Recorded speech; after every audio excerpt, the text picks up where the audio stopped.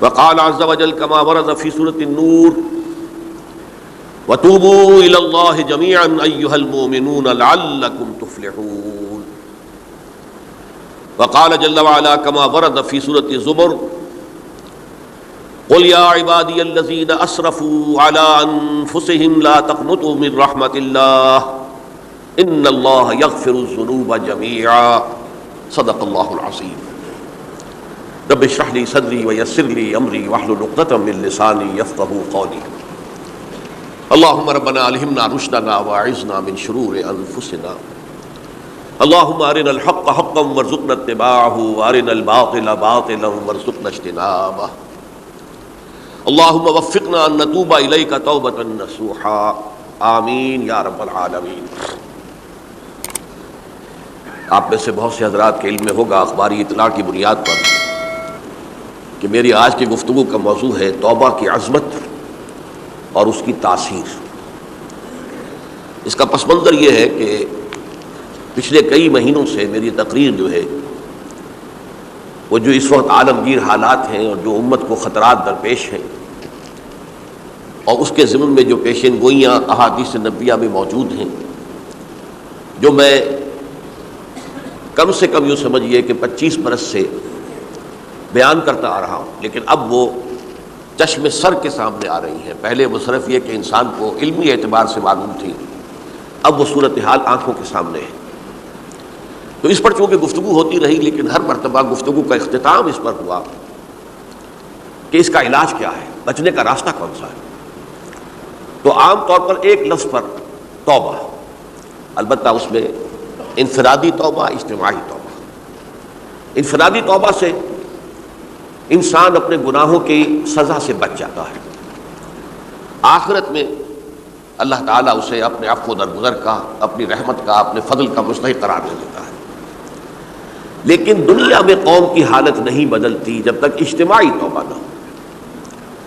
اس اجتماعی توبہ کے ضمن میں مختصراً تو میں نے کچھ باتیں عرض کی ہیں، لیکن پھر بھی چونکہ ہر مرتبہ گفتگو کے اختتام پر یہ بات آتی تھی اور وقت ختم ہو رہا ہوتا تھا، لہذا اس کے بارے میں تفصیل سے گفتگو نہیں ہو سکتی. تو آج میں نے طے کیا کہ جو حالات ہیں وہ تو اب سامنے آ رہے ہیں. جو سلسلہ شروع ہو گیا ہے عراق میں، جس کے بارے میں شیرون صاحب یہ کہہ چکے ہیں کہ ان قریب عراق پر ہمارا قبضہ ہوگا، یعنی امریکہ کا نہیں، اسرائیل کا قبضہ ہوگا. اور یہ بات بھی اب سامنے آ چکی ہے کہ مڈل ایسٹ کا پورا نقشہ بدل دینے کا پروگرام ہے. یہ جو مڈل ایسٹ کے ممالک ہیں یہ کب وجود میں آئے تھے؟ پچھلی صدی، 20ویں صدی میں جو پہلی جنگ عظیم ہوئی، اس سے پہلے یہ پورا علاقہ سلطنت عثمانیہ میں تھا، خلافت عثمانیہ کے تحت. پورا شمالی افریقہ، پورا یہ مغربی ایشیا، حجاز سمیت سارا معاملہ ایک سلطنت، ایک ملک، خلافت کے تحت. پہلی جنگ عظیم کے بعد پھر حصے بکھرے کیے انہوں نے، جیسے کہ مال غنیمت کو بیٹھ کر بعد میں تقسیم کیا جاتا ہے کہ اس عالم عرب کے جو ہیں اب ٹکڑے ٹکڑے کر دو اور انہیں باہم تقسیم کر دو. مصر، عراق یہ برطانیہ، شام، الجزائر یہ فرانس، لیبیا اطالوی، آگے ہسپانویوں کا. یہ سارے ٹکڑے جو ہوئے تھے اور ملک بنے تھے، یہ تو اس وقت کی بندرباٹ تھی. اسی طرح اب کہا جا رہا ہے کہ اس جنگ کے بعد حقیقت میں مڈل ایسٹ کا نقشہ تبدیل کر دیا جائے گا. یہ صرف چینج آف ریجیم نہیں ہے، چینج آف ریجن ہے، علاقے کا. اور اس کو ہم اپنی اصطلاح میں جب کہیں گے تو گویا کہ ایک عظیم تر اسرائیل کے قیام کا منصوبہ ہے جس پر عمل کا آغاز ہو گیا. ورنہ اس جنگ کی کوئی وجہ سمجھ میں نہیں آتی. کوئی جرم ثابت نہیں ہوا صدام کا. پہلی خلیج کی جنگ میں تو اس کا جرم ثابت تھا، اس نے کویت پر حملہ کیا تھا. اس وقت تو کوئی جرم سرے سے ہے ہی نہیں. ان کے اپنے معاہدہ انسپیکٹر جا کر بتاتے رہے کہ کچھ نہیں دیکھا ہم نے، کچھ نہیں پایا. اس حوالے سے سوچئے کہ کیا جواز، کوئی جواز پوری دنیا میں یہ بات تسلیم کی جاتی ہے کہ بلا جواز حملہ ہے. اور کس قدر شدت سے ہے، کتنی طاقت سے ہے، کتنی قوت سے ہے، کتنی فوجیں آئی ہیں، کتنے جو ہے خلیج کے اندر جہاز کھڑے ہوئے ہیں جن پر سے کہ ہوائی جہاز اڑتے ہیں، کتنے چھوٹے چھوٹے جہاز کھڑے ہوئے ہیں، کہاں کہاں سے حملے ہو رہے ہیں. تو اصل میں وہ کتاب الملاحم کے اندر حضور نے جن خبروں کی پیشن گوئی کی تھی وہ اب ہمارے سامنے ہے۔ اسی طرح پاکستان کا معاملہ ہوتے ہوتے رفتہ رفتہ ہمارے گرد گھیرا تنگ ہو رہا ہے۔ ہم پر ایک الزام تو وہ کہتے ہیں کہ آپ چاہے لاکھ دفعہ قسم کھا لیں ہم نہیں مانیں گے، شمالی کوریا کو ایٹمی صلاحیت جو ہے وہ آپ نے فراہم کی، ہمارے پاس ثبوت ہے۔ اس کے بدلے میں ان سے میزائل ٹیکنالوجی آپ نے لی ہے، ہمارے پاس ثبوت ہے۔ اور آپ کشمیر میں کراس بارڈر انفلٹریشن اور ٹیررزم کو روک نہیں سکے، آپ نے نہیں روکا ہے۔ اور یہ جو ہے فنڈامنٹلسٹ جو ہیں آپ کے ملک میں سر اٹھا رہے ہیں، 2 صوبوں میں ان کی حکومتیں بن گئی ہیں، اس سے تو اندیشہ ہے کہ کہیں ایٹمی صلاحیت جو ہے آپ کی وہ ان کے ہاتھ میں نہ چلی جائے، پھر تو وہ القاعدہ اور ٹیررسٹ کے حوالے پہنچ جائے گی۔ لہٰذا حالات جو ہے بہت دگرگوں ہیں، اور یہی وجہ ہے کہ اس کا عکس ہمیں نظر آتا ہے بھارت کا جو طرز عمل ہے اس وقت، جس طرح تھریٹننگ انداز اس کا اس وقت ہے، اتنا اس سے پہلے کبھی نہیں تھا۔ وہ کہتے ہیں کہ جو اصول امریکہ نے اختیار کیا ہے کہ جس ملک سے مستقبل میں کوئی اندیشہ ہے اس پر پہلے سے حملہ کرنے کا حق حاصل ہے ہمیں، یہ نہیں کہ اس کا کوئی جرم ثابت ہو، ہمیں اندیشہ ہے لہٰذا ہمیں حملہ کرنے کا حق حاصل ہے، تو اسی طرح پھر ہمیں بھی پاکستان کے اوپر حملہ کرنے کا حق حاصل ہے۔ بہرحال میں ان میں اب زیادہ وقت صرف نہیں کرنا چاہتا، یہ چیزیں تو اب رائٹنگ آن دی وال کی حیثیت سے ہماری نگاہوں کے سامنے ہیں۔ آج میں چاہتا ہوں کہ اس توبہ کے موضوع پر کچھ عرض کروں، اور اس میں بھی ایک خاص بات جس کی طرف کہ میرا ذہن حال ہی میں منتقل ہوا ہے، وہ آج اس میں یوں سمجھیے کہ اضافی طور پر آپ کے سامنے رکھوں گا۔ دیکھیے توبہ کے بارے میں قرآن مجید میں بے شمار آیات ہیں، اور توبہ جو ہے ہماری دینی تعلیمات کا ایک اہم ستون ہے۔ میں نے ابھی صرف 3 مقامات سے آیات آپ کو سنائی ہے۔ یا ایھا الذین آمنوا توبوا الی اللہ توبۃ نصوحا، اہل ایمان اللہ کی جناب میں توبہ کرو خلوص کے ساتھ، اخلاص کے ساتھ۔ توبۃ النصوح زبانی کلامی نہیں، توبہ کی تسبیح نہیں، بالفعل توبہ۔ عسیٰ ربکم ان یکفر عنکم سیئاتکم، امید ہے تمہارا رب تمہاری برائیوں کو تم سے دور کر دے گا۔ یہ توبہ کی تاثیر ہے۔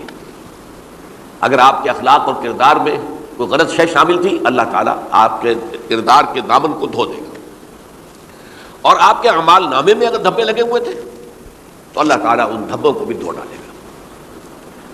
عسیٰ ربکم ان یکفر عنکم سیئاتکم ویدخلکم جنات تجری من تحتہا الانہار، اور تمہیں داخل کرے گا ان باغات میں جن کے دامن میں ندیاں بہتی ہوں گی۔ یوم لا یخزی اللہ النبی والذین آمنوا معہ، وہ دن جس دن اللہ تعالیٰ اپنے نبی کو رسوا نہیں کرے گا، معاذ اللہ ثم معاذ اللہ، اور نبی کے ساتھ ہی ان کو بھی کہ جو ان کے ساتھ ایمان لائے۔ نورہم یسعی بین ایدیہم و بایمانہم، ان کا نور ان کے سامنے طرف اور داہنی طرف دوڑتا ہوا ہوگا۔ نور ایمان قلب سے پھوٹ رہا ہوگا اور وہ سامنے روشنی ڈالے گا، اور نور اعمال صالحہ داہنے ہاتھ کی طرف سے کیونکہ عمل کرتے ہیں نیک ہم، تو وہاں سے نور ظاہر ہوگا جو دنیا میں اعمال کی شکل میں کمایا گیا تھا۔ اور اس وقت یہ اہل ایمان کہتے ہوں گے یقولون ربنا اتمم لنا نورنا واغفر لنا، اے اللہ ہمارے نور کو کامل فرما دے۔ اس کا پس منظر یہ ہے کہ ظاہر بات ہے کہ ایمان کے درجات بھی بے شمار ہیں۔ کہاں ابو بکر صدیق کا ایمان، کہاں ایک عام صحابی کا ایمان، کہاں ہم جیسے غیر صحابہ عام مسلمانوں کا ایمان، کہ نسبت خاک رابع عالم پاک، اسی نسبت سے اس نور کی انٹینسٹی ہوگی۔ حضور نے فرمایا کچھ لوگوں کا نور تو اتنا ہوگا کہ وہ مدینے سے صنعاء تک اس کی روشنی پہنچ رہی ہوگی، یمن کے دارالحکومت تک، اور کچھ لوگوں کا نور اتنا ہوگا کہ صرف ان کے قدموں کے آگے روشنی ہو جائے گی، جیسے ٹارچ ہوتی ہے آپ کے آگے۔ تو ظاہر بات ہے کہ اگر آپ کو رات کے وقت جنگل سے گزرنا ہو اور پگڈنڈی ہو کوئی اور اندھیری شب ہو، تو آپ کے لیے وہ ٹارچ بھی کس قدر بڑی غنیمت ہے کہ آدمی دیکھ لیتا ہے کہ سامنے سانپ ہے، کیا ہے، گڑھا ہے، کھائی ہے، کیا ہے۔ تو اس روز جن کو وہ ٹارچ نصیب ہو گئی وہ بھی بہت خوش قسمت، بہت خوش قسمت، بہت خوش قسمت ہوں گے۔ لیکن ان کا کیا کہنا جن کا نور مدینے سے صنعاء تک پہنچ رہا ہو؟ تو جن کے نور کی انٹینسٹی کم ہوگی وہ اللہ سے دعا کرتے ہوں گے ربنا اتمم لنا نورنا، پروردگار ہمارے نور کو بھی کامل کر دے۔ تو نے اپنے ان بندوں پر کتنا فضل کیا ہے، کتنا بڑا نور ان کو عطا کیا۔ اتمم لنا نورنا، ہمارا نور بھی اس کا اتمام فرما دے، تکمیل کر دے۔ واغفر لنا، اور یہ کیسے ہوگا؟ ایسے ہوگا کہ ہمارے گناہوں کی پردہ پوشی کر دے۔ گناہوں کی پردہ پوشی ہوگی تو پھر اس نور کی انٹینسٹی میں اضافہ ہو جائے گا۔ واغفر لنا انک علی کل شیء قدیر، یقیناً تو ہر شے پر قادر ہے۔ پھر میں نے آپ کو آیت سنائی سورہ نور کی، یہ آیت نمبر 31 بڑی طویل آیت ہے، اس کا آخری ٹکڑا ہے وَتُوبُوا إِلَى اللَّهِ جَمِيعًا أَيُّهَا الْمُؤْمِنُونَ لَعَلَّكُمْ تُفْلِحُونَ، اے ایمان والو اللہ کی جناب میں سب مل جل کر توبہ کرو تاکہ تم فلاح پاؤ۔ یہ گویا کہ اجتماعی توبہ کا جو میں نے آپ کے سامنے اصطلاح بیان کی ہے، یہ اس کا نقشہ ہے۔ اور ایک اور آیت جو میں نے آپ کو سنائی سورہ زمر کی آیت نمبر 53، بعض لوگوں پر کچھ مایوسی طاری ہو جاتی ہے، ہم اتنے عرصے سے گناہ کرتے چلے آ رہے ہیں، کیسے معافی ہوگی، کیسے ممکن ہے، کیسے چھٹکارا ملے گا؟ ایسے لوگوں کے لیے ان کے اطمینان کے لیے، ان کی دلجوئی کے لیے، ان کی تسلی کے لیے یہ آیت عظیم ترین آیات میں سے قرآن مجید کی۔ قُلْ يَا عِبَادِيَ الَّذِينَ أَسْرَفُوا عَلَىٰ أَنفُسِهِمْ، اے نبی کہہ دیجئے اے میرے وہ بندو جنہوں نے اپنی جانوں پر ظلم کیا ہے، ظلم اٹھایا ہے، زیادتی کی ہے۔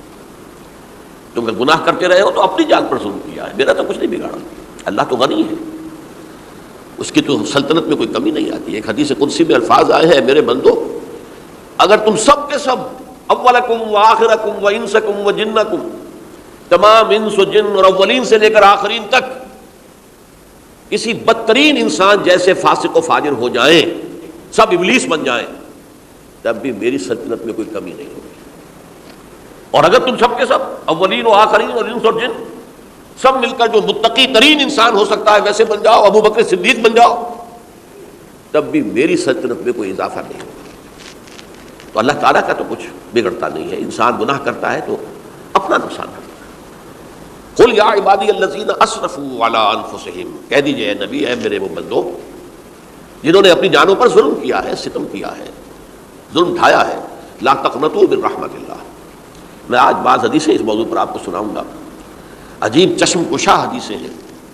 میں نے چونکہ اس موضوع پر گفتگو کرنی تھی تو میں نے کچھ اس مرتبہ احادیث کا تفحص کیا، تو واقعہ یہ ہے کہ بعض احادیث پڑھ کر خود میری جو ہے میرے علم میں اضافہ ہوا، ادھر میری توجہ آج تک نہیں گئی تھی۔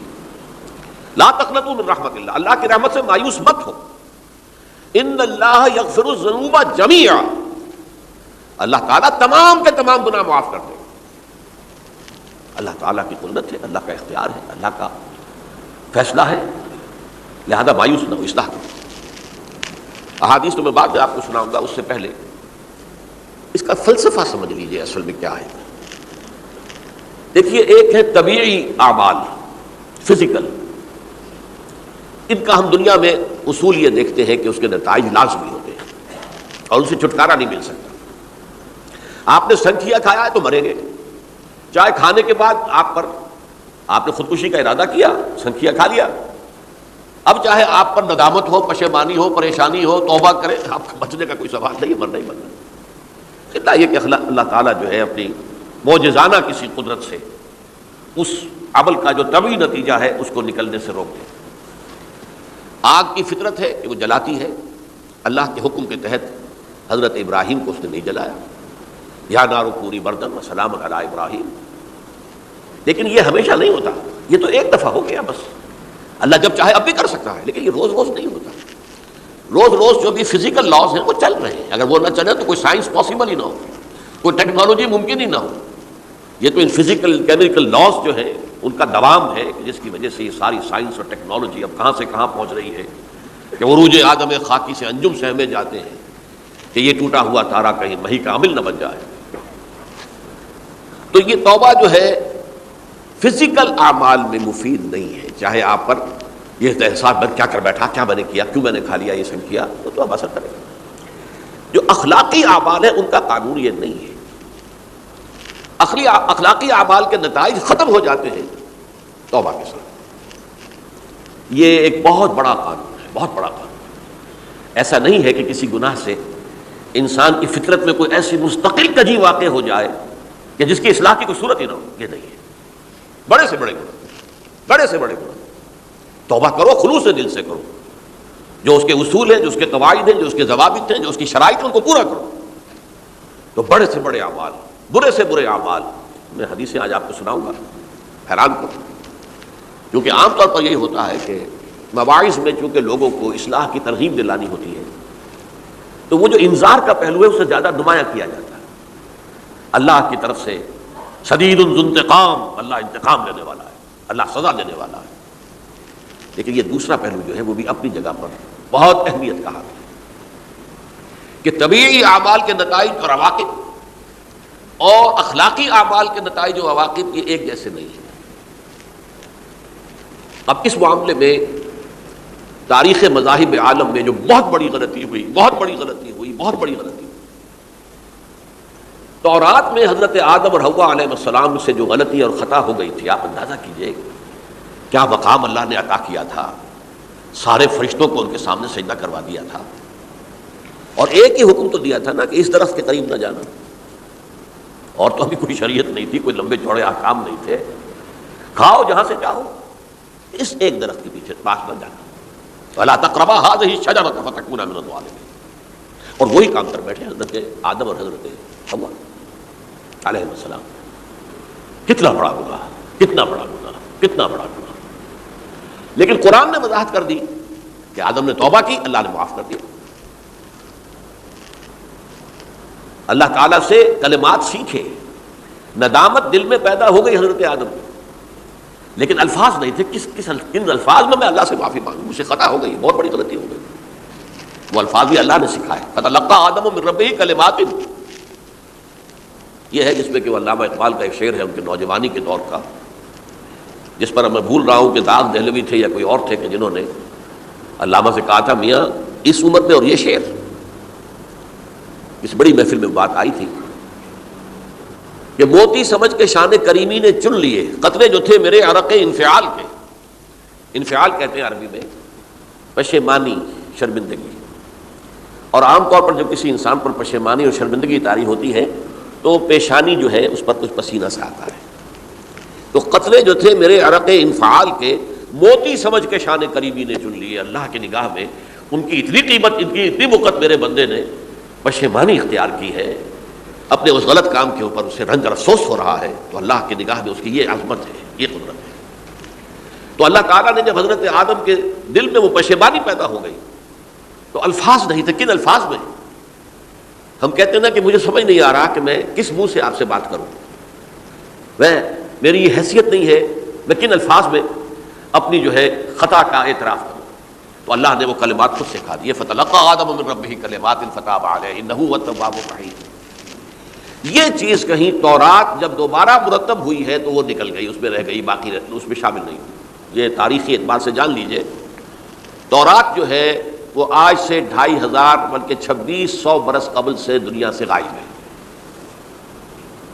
یہ تورات کا جو نسخہ تھا یروشلم میں 587 قبل مسیح میں جب نبوکدنضر نے، شاید آج کل آپ دیکھ رہے ہوں یہ عراق کی جنگ میں عراق کے جو خاص ڈویژنز ہیں عراقیوں کے، ریپبلکن گارڈز کے، ان میں سے ایک کا نام جو ہے وہ نبوکدنضر ڈویژن ہے، ایک کا حمورابی ڈویژن ہے۔ حمورابی جو ہے عراق کا بہت پرانا بادشاہ تھا، اور تاریخ انسانی میں سب سے پہلا قانون اس نے مرتب کیا تھا، حمورابی۔ یہ بہت پرانی تہذیب ہے، دنیا کی غالباً سب سے زیادہ اینشنٹ تہذیب جو ہے وہ عراق کی ہے، حضرت ابراہیم یہیں پیدا ہوئے شہر عور میں۔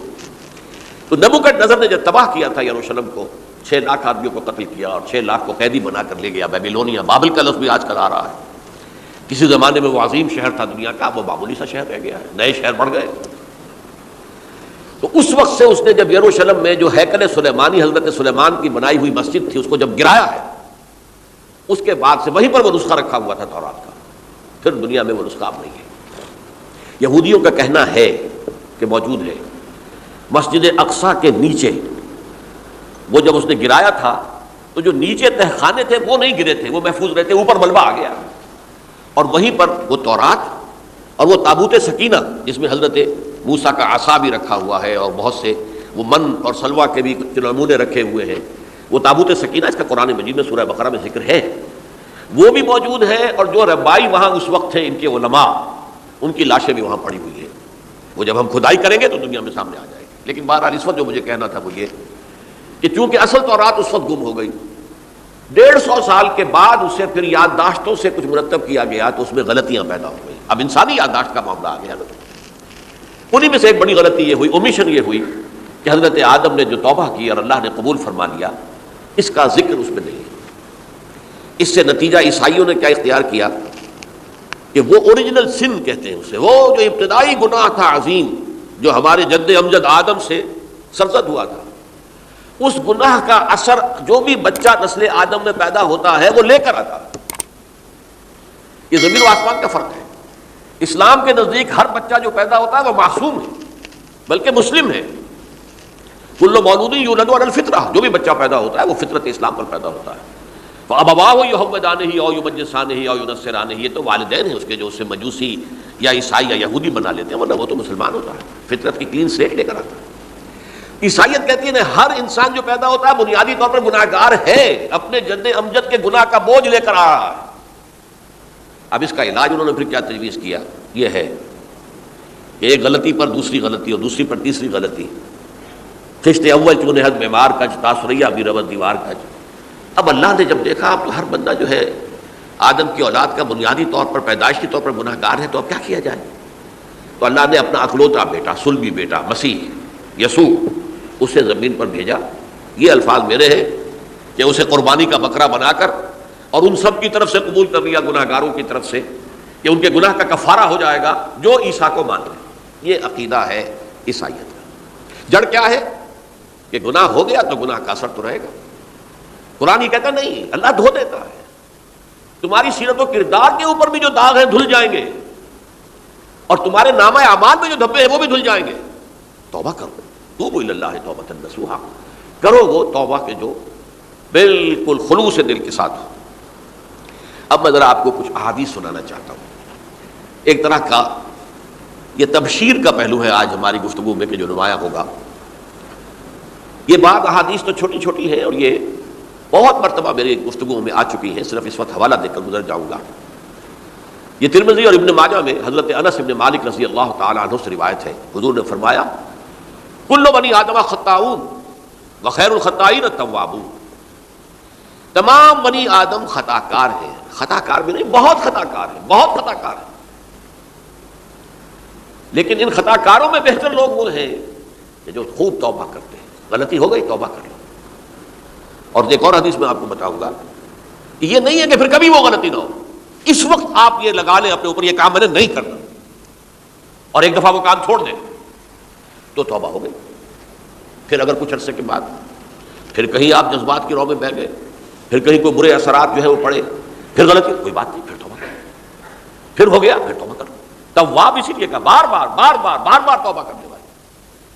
تو کل بنی آدم خطاؤون وخیر الخطائین التوابون. دوسری حدیث یہ بھی ابن ماجہ اور بہقی میں ہے، حضرت عبداللہ ابن مسعود رضی اللہ تعالی عنہ. التائب من الذنب کمن لا ذنب له. گناہ سے توبہ کرنے والا ایسے ہے جیسے اس نے کبھی گناہ کیا ہی نہیں. دھل جاتی ہے، تختی دھل گئی.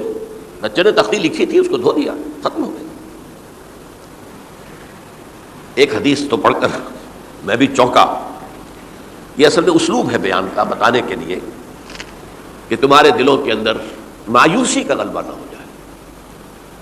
مایوس اصل میں جو ہے مایوسی یہ ابلیسیت ہے، نوٹ کر لیجئے اس کو. مایوسی ابلیسیت کی کا عکس ہے. مبلس کہتے کسے؟ جو مایوس ہو گیا. ابلیس سب سے بڑھ کر مایوس جو ہے وہ ابلیس ہے. اسے معلوم میرا چھٹکارا تو نہیں ہے، لہذا میں جتنوں کو اپنے ساتھ لے کر جہنم میں جھونک دوں یہی میری کمائی ہے، میں نے تو بچنا نہیں. تو ابلیس کہتی ہے اس کو جو انتہائی مایوس، مبلس، جو رحمت خدا بندی سے مایوس ہو چکا. اب اس کو دور کرنے کے لیے حدیث سنیے، اور یہ حدیث مسلم شریف کی ہے، صحیحین کے اندر، حضرت ابو ہریرہ سے.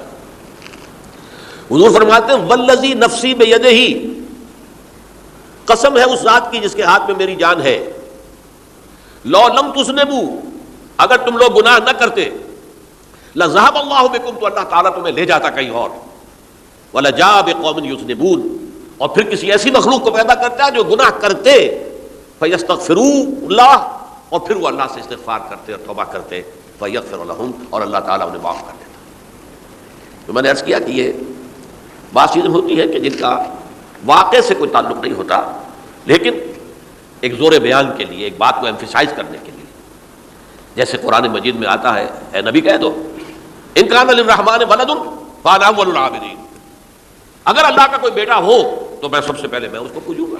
جب میں اللہ کو پوجتا ہوں تو اللہ کا اگر کوئی بیٹا ہوتا تو کیا میں اسے نہ پوچھتا؟ لیکن نہیں ہے. اب یہ نہیں ہے، نفی کے لیے زور دیا کہ اگر اللہ کا کوئی بیٹا ہوتا، لو کان للرحمن ولد فانا اول العابدین۔ اسی طرح یہ ہے کہ اگر انسان گناہ نہ کرتے اور گناہ کے بعد توبہ کر کے اللہ تعالیٰ کی شان غفاری کا ظہور نہ ہوتا، یہ بھی ایک عجیب فلسفے کی بات ہے، اللہ نے یہ کائنات کیوں پیدا کی؟ قرآن مجید میں اس کو براہ راست ایڈریس نہیں کیا گیا اس مسئلے کو میرے علم کی حد تک، ہو سکتا ہے کہیں بہت خفی انداز میں ہو اور ابھی تک میری نگاہ سے بھی جو ہے وہ چھپا رہ گیا، ہو سکتا ہے قرآن مجید کے غامض نکات ایسے ہو سکتے ہیں۔ کوئی شخص، میں تو کہتا ہوں کہ اگر کوئی شخص کہتا ہے، میرے بارے میں ایک عالم دین نے کہہ دیا تھا کہ اسے قرآن پر بڑا عبور حاصل ہے، تو میں نے انہیں پیغام پہنچایا، جن صاحب نے مجھے ان کا یہ جملہ سنایا تھا کہ آپ نے قرآن کی توہین کی ہے، قرآن پر عبور کسی انسان کو نہیں ہو سکتا۔ عبور کا مفہوم کیا ہے؟ دریا کے دو کنارے ہیں، آپ اس کنارے سے اس کنارے چلے گئے تو آپ نے عبور کیا دریا، قرآن کے کنارے ہیں ہی نہیں، لا پیدا کنار۔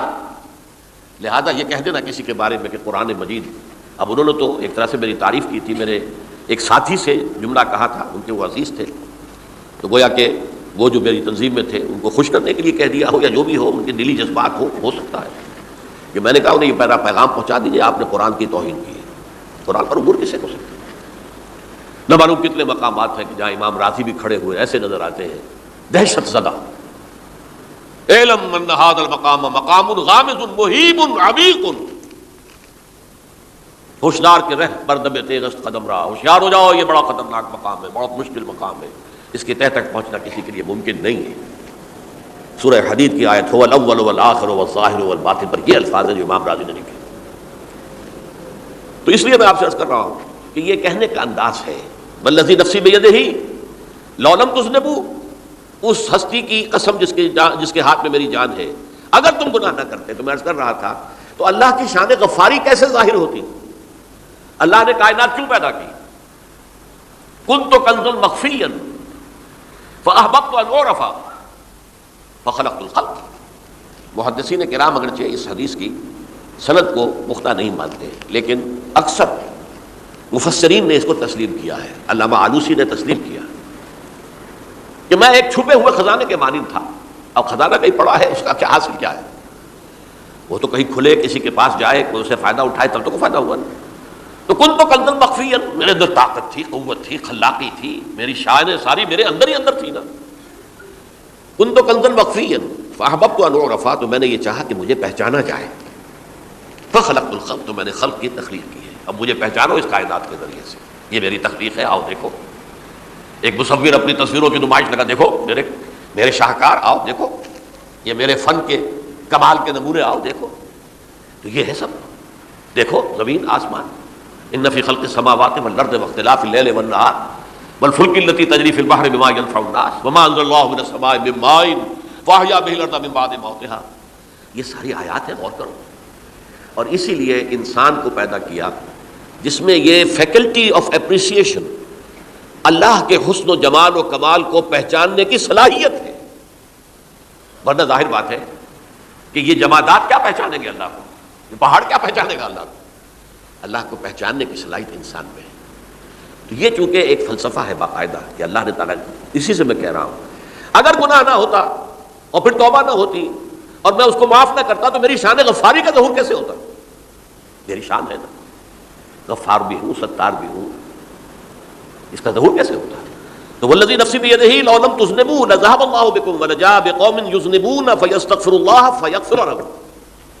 اگر تم لوگ گناہ نہ کرتے تو اللہ تمہیں ختم کر کے کوئی اور ایسی مخلوق پیدا کرتا کہ جو گناہ کرے اور پھر وہ توبہ کرے اور اللہ اسے معاف کرے۔ اسی سے ملتی جلتی ایک حدیث ہے، یہ امام احمد اور امام بہقی لائے ہیں اور اس کے راوی حضرت علی ہے رضی اللہ تعالی عنہ۔ ان اللہ یحب العبد المؤمن المفتن التواب، اللہ تعالیٰ کو بہت محبت ہے، یحب۔ اب دیکھیے ایک طرف وہ آیات ذہن میں لائیے، اللہ تعالیٰ کن سے محبت کرتا ہے؟ واللہ یحب المحسنین، یا وہ لوگ ان اللہ یحب الذین یقاتلون فی سبیلہ صفا کانہم بنیان مرصوص، اللہ محبت کرتا ہے اپنے ان بندوں سے جو اس کی راہ میں جنگ کرتے ہیں صفے باندھ کر، گویا سیسا پلائی ہوئی دیوار ہے۔ یہ ہے مثبت کام، نیک کام، محسنین، اللہ کی راہ میں قتال کرنے والے۔ یہاں اس کے برعکس کہا جا رہا ہے ان اللہ یحب، اللہ تعالیٰ محبت کرتا ہے اپنے اس بندے سے، العبد المومن، جو مومن ہو۔ اس کی ایک اور بڑی پیاری حدیث آئے گی، المفتن التواب، جو بہت فتنوں میں مبتلا ہو جاتا ہو اور پھر بہت توبہ کرتا ہو، مفتن التواب، لیکن ساتھ ہی پلٹتا ہو، رجوع کرتا ہو، پھر اللہ کے حضور میں حاضر ہوتا ہو، پھر معافی مانگتا ہو۔ اللہ تعالیٰ کو اپنا ایسا بندہ بہت پسند ہے۔ اب میں کچھ اور حدیثیں آپ کو سنا رہا ہوں۔ توبہ کا دروازہ دو اعتبارات سے کہا گیا ہے کہ ایک وقت آنے پر بند ہو جاتا ہے۔ ایک حدیث کے تو الفاظوں میں نوٹ کر کے نہیں لایا ہوں کہ اللہ تعالیٰ نے توبہ کا ایک دروازہ اتنا چوڑا کھلا رکھا ہوا ہے کہ جس کو عبور کرنا جو ہے وہ سال ہر سال میں ممکن ہو، اور یہ بند نہیں ہوتا جب تک کہ سورج مغرب سے طلوع نہ ہو جائے۔ یہ قیامت کی جو آخری، قریب قیامت کی جو آخری نشانیاں ہیں ان میں سے وہی حدیث میں آپ کو سنا رہا ہوں۔ عن ابی ہریرہ رضی اللہ تعالی عنہ، اور یہ مسلم شریف کی روایت ہے، من تاب قبل ان تطلع الشمس من مغربها تاب اللہ علیہ، سورج کے مغرب سے طلوع ہونے سے قبل تک جو لوگ توبہ کریں گے اللہ تعالیٰ ان کی توبہ قبول کر لے گا۔ البتہ جب وہ قیامت کی وہ نشانی ظاہر ہو جائے کہ سورج مغرب سے طلوع ہو رہا ہے، اب دروازہ توبہ کا بند ہے۔ اب اس کے بعد اگر توبہ کوئی کرتا ہے تو اللہ تعالیٰ اس کی توبہ کو قبول نہیں کرے گا۔ یہ تو اجتماعی سطح پر ہوئی، انفرادی سطح پر۔ عن عبداللہ بن عمر رضی اللہ تعالی عنہما عن النبی صلی اللہ علیہ وسلم قال ان اللہ عز وجل یقبل توبۃ العبد ما لم یغرغر۔ یہ ترمذی میں ہے حضرت عبداللہ ابن عمر رضی اللہ تعالی عنہما سے کہ اللہ تعالیٰ اپنے بندے کی توبہ قبول کرتا ہے جب تک کہ وہ، جسے ہم کہتے ہیں گھنگرو نہ بولنے لگے حلق کے اندر، جبکہ نزع، عالم نزع ہو اور جان جو ہے وہ آ کر پھر یہاں اٹکتی ہے، تو اس وقت تک دروازہ کھلا ہے توبہ کا۔ لیکن جب یہ شکل ہو گئی تو دروازہ بند۔ یہ انفرادی سطح پر ہو گیا، جب آپ کے موت کے آثار اتنے واضح ہو گئے کہ اب جا رہے ہیں، اب توبہ کریں گے تو توبہ قبول نہیں ہوگی۔ اجتماعی سطح پر جب قیامت جو ہے اس کی وہ گھڑی آ گئی کہ سورج مغرب سے طلوع ہو گیا، اب توبہ کا دروازہ بند۔ ایک اور حدیث ہے جو میں نے بہت مرتبہ اس کا ترجمہ تو آپ کو بہت دفعہ سنایا ہے، آج میں چاہتا ہوں اس کو پورے متن کے ساتھ آپ کے سامنے رکھوں۔ یہ حضرت انس بن مالک رضی اللہ تعالیٰ عنہ سے مروی روایت ہے، جو حضور کے خادم خاص تھے، اور یہ متفق علیہ بھی ہے، یعنی بخاری میں بھی ہے، مسلم میں بھی ہے، لیکن تھوڑا سا فرق ہے الفاظ کا۔ تو جو مسلم شریف کی روایت ہے اس کے الفاظ کیا ہیں؟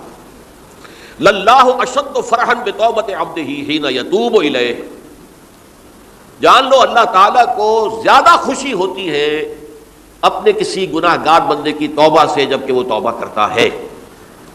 کس سے زیادہ ہوتی ہے؟ اب اس کی ایک تمثیل دی، من احدکم، ایک ایسے شخص سے بھی زیادہ بڑھ کر خوشی ہوتی ہے، کان علی راحلتہ بارض الفلات، کہ جو بہت ہی دور دراز کے اور سنسان علاقے میں سفر کر رہا تھا، فانتحرفت منہ، اس کی سواری جو ہے گم ہو گئی، وعلیہا طعامہ وشرابہ، اسی پر اس کا کھانا بھی تھا اور پانی بھی تھا، اونٹنی پر سفر کر رہا تھا، اسی پر ہوتا ہے راحلہ جو ہے راستے کا سامان۔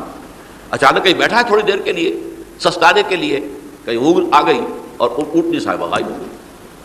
اب آنکھ کھلی اور اس نے دیکھا، فَأَيَّسَ مِنْهَا، تلاش کر کر کے مایوس ہو گیا، کہیں اونٹنی کا سراغ نہیں۔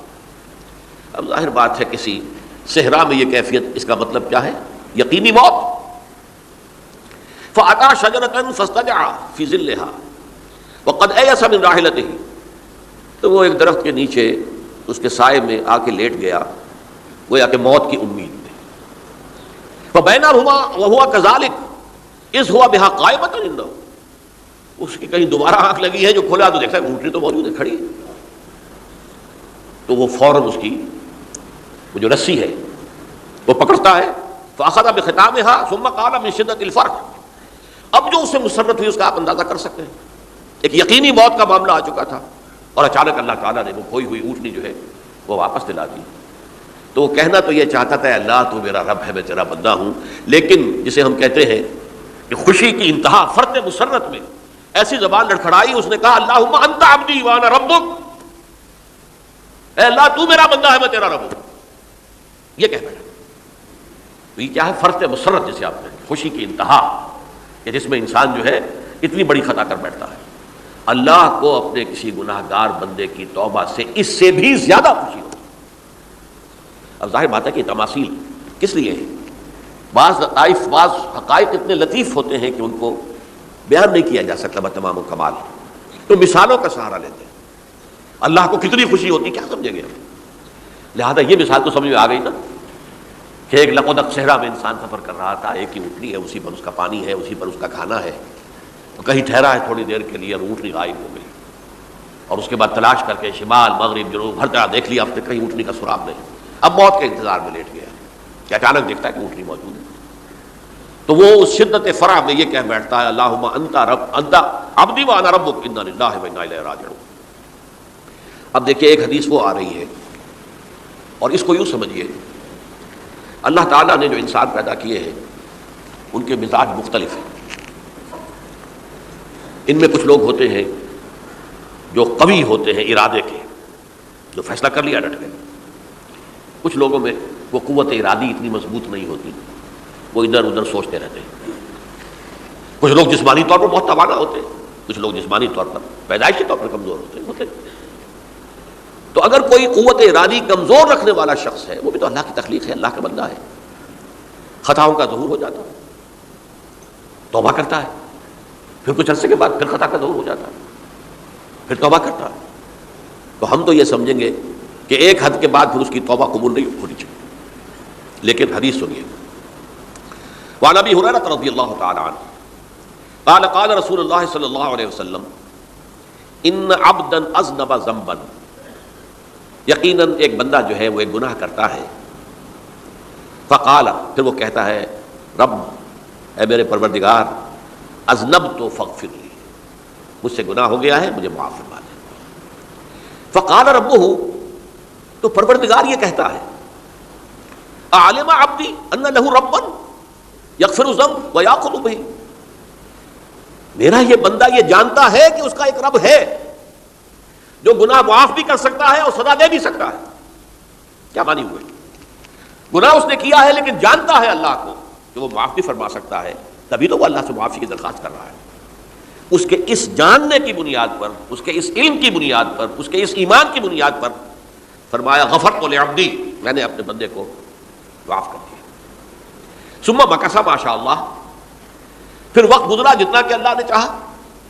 ثم اذنب ذنبا، پھر اس سے گناہ ہو گیا. فقال رب اذنبت ذنبا فاغفر، پھر کہتا ہے پروردگار مجھ سے گناہ ہو گیا، پھر مجھے معاف فرما دے.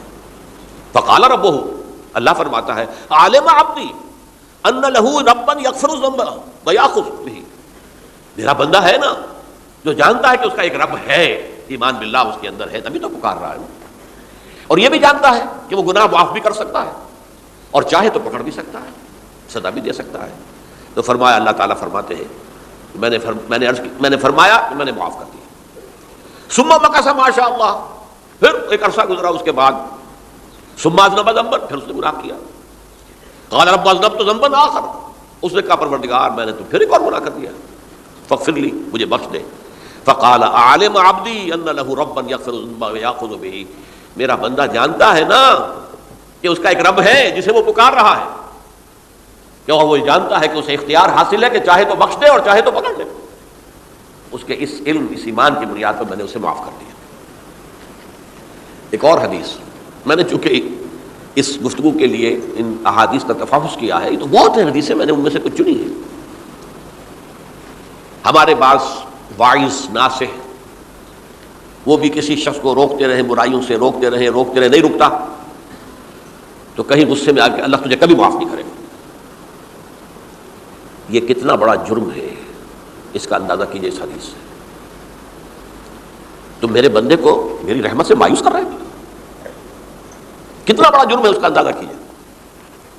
یہ مسلم شریف کی روایت ہے عن جندب، حضرت جندب رضی اللہ تعالی عنہ سے، ان رسول اللہ صلی اللہ علیہ وسلم حدث، کہ اللہ کے رسول صلی اللہ علیہ وسلم نے ایک واقعہ بیان کیا. ان رجلا قال، کہ ایک شخص نے یہ کہا واللہ لا یغفر اللہ لفلان، کہ خدا کی قسم اللہ تعالیٰ فلاں شخص کو کبھی معاف نہیں کرے گا. وان اللہ تعالیٰ قال، اس پر اللہ تعالیٰ نے یہ فرمایا منزل الذی یتعلی علیہ، یہ کون ہے جو میرے اوپر حکومت کرنے والا آ گیا، جو میری طرف سے حکم لگا رہا ہے کہ میں کبھی معاف نہیں کروں گا. منزل الذی، کون ہے وہ شخص، الذی یتعلی علیہ انی لا اغفر لفلان، کہ میں فلاں شخص کو کبھی معاف نہیں کروں گا. قد غفرت لفلان، اس کو تو میں نے معاف کر دیا. واحبطت عملہ، اس شخص کے تمام اعمال میں نے ضائع کر دیے کہ تم نے میرے بندے کو مایوس کیا. یہ ہے جرم کی انتہا. تو توبہ کی دعوت دیتے رہو، توبہ کے لیے لوگوں کو آمادہ کرتے رہو، توبہ جو ہے اس کے لیے ترغیب دیتے رہو. اللہ تعالیٰ معاف فرمانے والا. اب آخری حدیث سنا رہا ہوں، یہ تو بہت ہی عجیب حدیث ہے اور متفق علیہ، یہ بخاری اور مسلم دونوں. حضرت ابو سعید الخدری رضی اللہ تعالی عنہ جو ہے وہ اس کے راوی ہیں.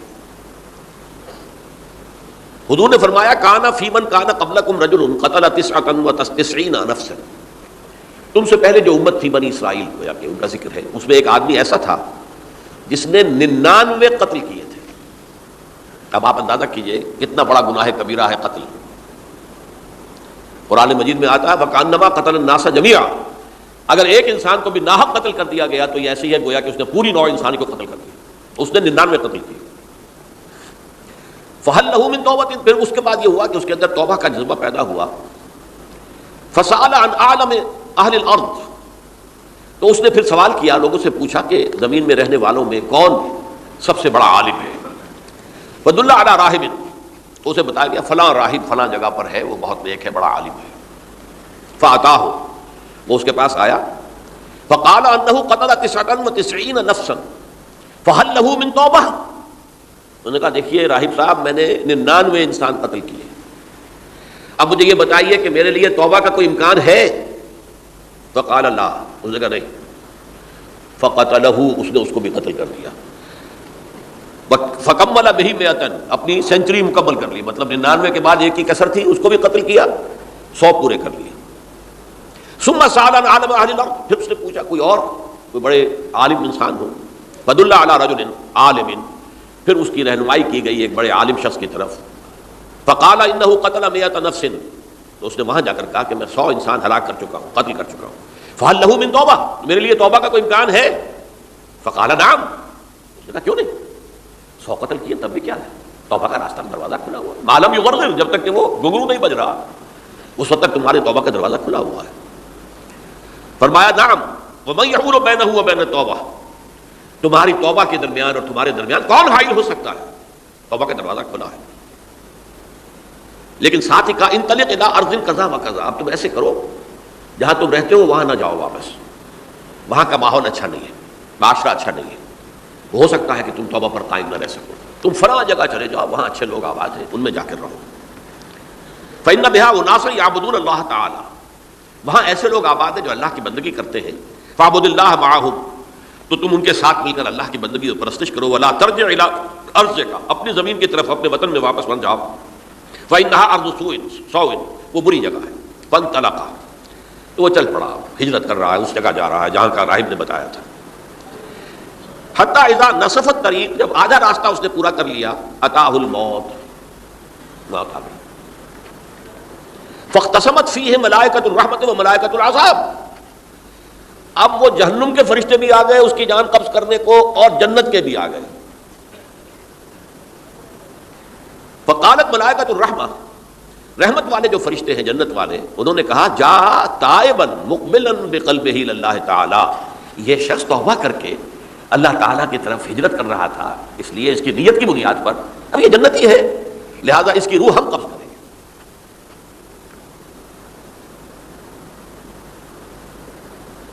وقالت الملائکۃ العذاب، اور وہ جو عذاب والے فرشتے ہیں وہ کہیں گے انہ لم یعمل خیرا قط، اس نے توبہ کے بعد کوئی نیک عمل تو کیا ہی نہیں، تو کس بنیاد پر اس کو تم جنت میں لے جاؤ گے، اس کو تو دوزخ میں جانا چاہیے. فاتاہ ملک فی صورت آدمی، تو ان کے پاس اللہ نے ایک اور فرشتے کو بھیج دیا آدمی انسانی شکل کے اندر.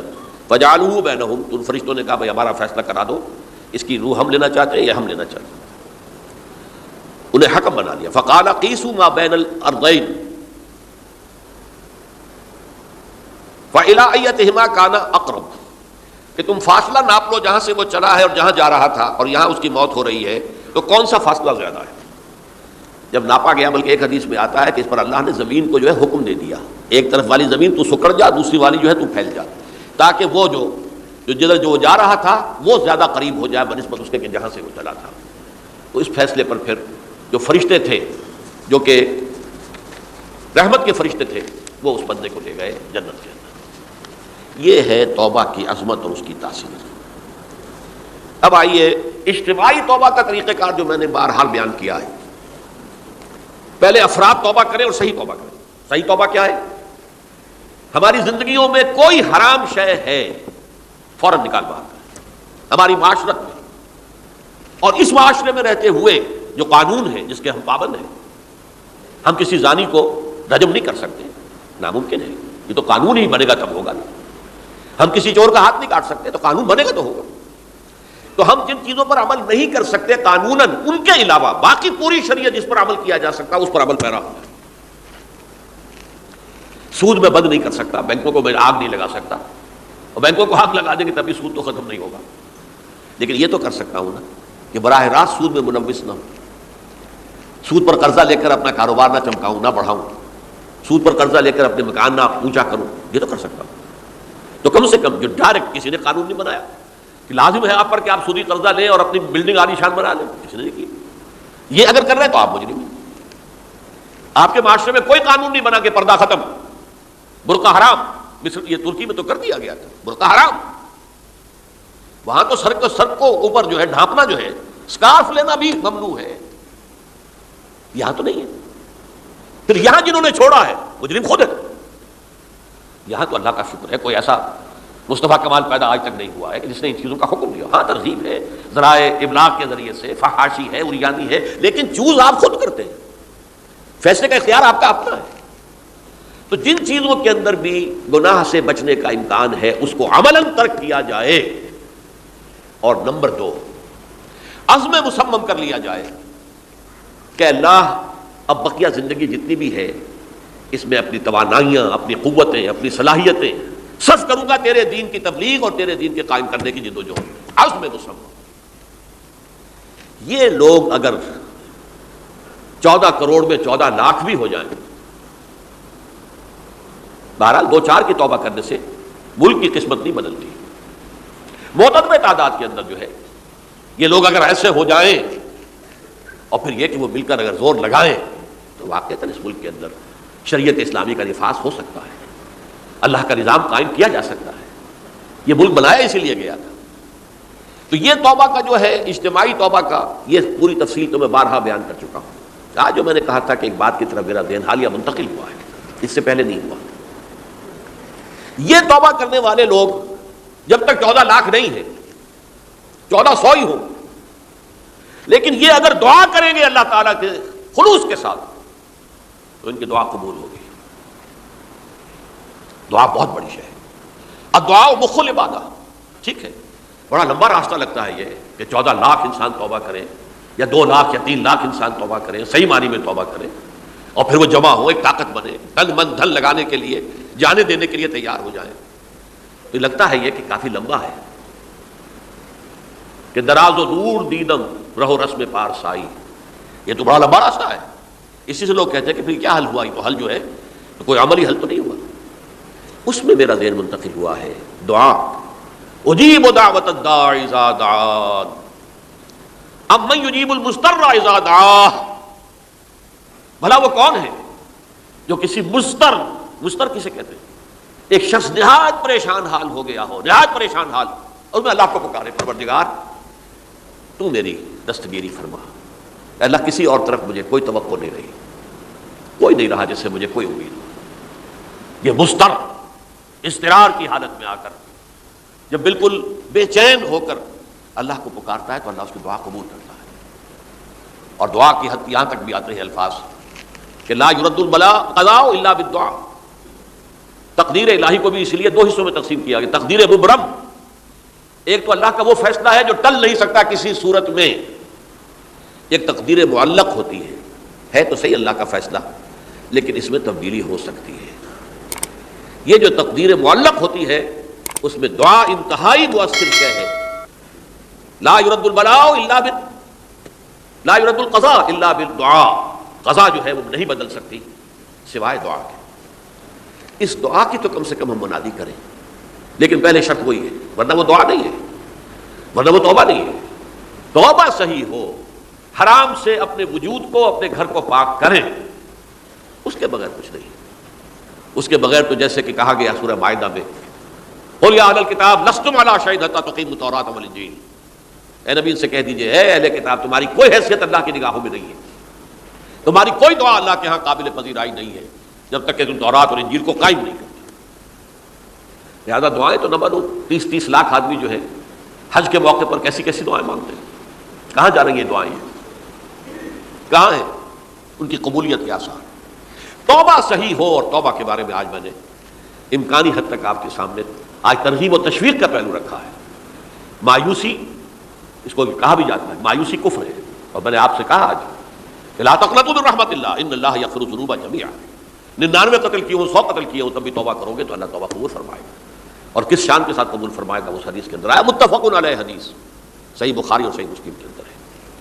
تو اگر ہم اس توبہ کی منادی کریں نمبر 1، اور جو لوگ توبہ کریں صحیح معنی میں، ایک طرف تو وہ جد و جہد شروع کر دیں اللہ کے دین کے قائم کرنے کی جد و جہد، اس میں پیچھے نہ رہے، لیکن اس اسنا میں جو دعائیں وہ کریں گے، اللہ تو نے یہ ملک ہمیں عطا کیا تھا، ہم نے اپنے زور بازو سے اسے نہیں حاصل کیا، یہ سلطنت خدا داد پاکستان ہے، اور اے اللہ اے خاصان رسول وقت دعا ہے، امت پہ تیری آ کے جب وقت پڑا ہے، میں اپنے احساسات جو ہیں آپ کے سامنے الفاظ میں بیان نہیں کر سکتا۔